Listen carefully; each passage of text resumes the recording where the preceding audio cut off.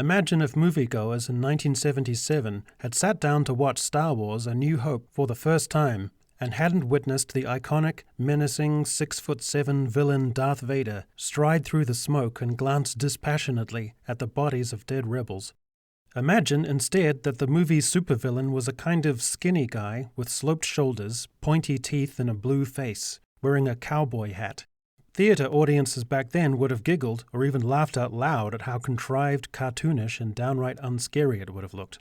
It's a depressing but fitting analogy for how the Book of Boba Fett and The Mandalorian represent the aesthetically and creatively dead world of Star Wars. Remember Boba Fett, the intimidating, quietly spoken, ancillary character in worn but stylish armor who traded indifferently in human lives for money, and who was given to subjecting certain victims to disintegrations? Why settle for that when you could enjoy him as a TV show character with bullshit magical armor, who in fact turns out to have a decent spirit, and spend several hours of screen time reenacting Dances with Wolves with a tribe of Tusken Raiders?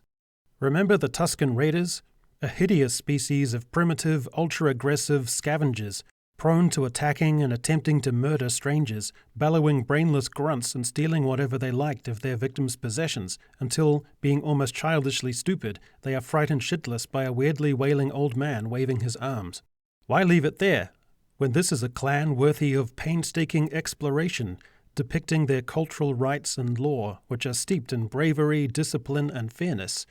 Star Wars was always fundamentally a space opera, aimed in large part at kids. But much of its appeal lay in a grounded sense of realism, with characters having adult motivations and ways of comporting themselves.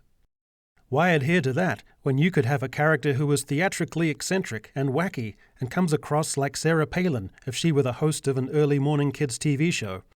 An actress who seems to have modeled her character's mannerisms, voice, and benign eagerness on Alice from the Brady Bunch.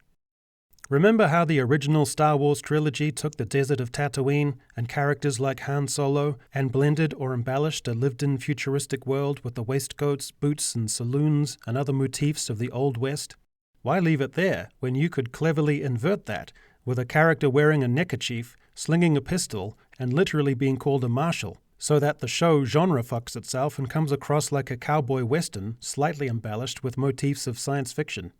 Remember being both enthralled and repulsed by Jabba the Hutt, brilliantly designed with practical effects involving multiple personnel working in synchronicity to produce a unique character, complete with rolls of fat, congealed slobber, and articulated eyes and hands? Remember the sense of scale and weight conveyed, and believing that such a deep and resonant voice could emanate from such a massive blubber? Why be bound by such limitations when you can rely on a computer to generate a pair of Hutt digitally, so that they fail to convey any particular sense of weight, texture, three-dimensionality, or plausibility? And why not, even though their computer rendering makes them look oddly weightless, nonetheless present them being born on a platform held by what looks like 8 or 9 people, supporting, between them, a weight of presumably several tons? Remember when Tatooine was a parochial and sparse landscape of neglected infrastructure, dilapidated vehicles, and industrial refuse,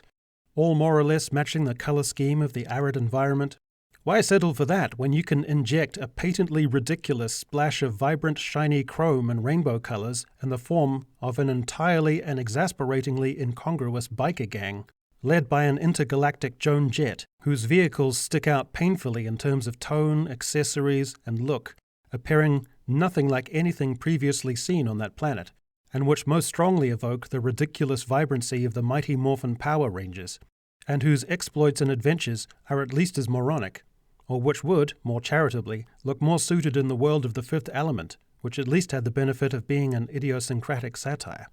The original Star Wars trilogy could be quite goofy at times, with silly conceits and a bit of slapstick, but it would always, in the end, be defined by its scenes and episodes of classical storytelling, full of yearning, tragedy, adversity, fallible characters, the formation and dissolution of complex relationships, motivations, stakes, and sacrifice, which kept it grounded in ways that for viewers, and children in particular, was profoundly engaging. But why honor or attempt to elevate your material to that standard when you can fart out content in half-hour or 45-minute installments to a fan base that is used to a diet of freshly picked member berries, and which will consume anything that contains the things they like, with no originality, heart, magic, or particular point.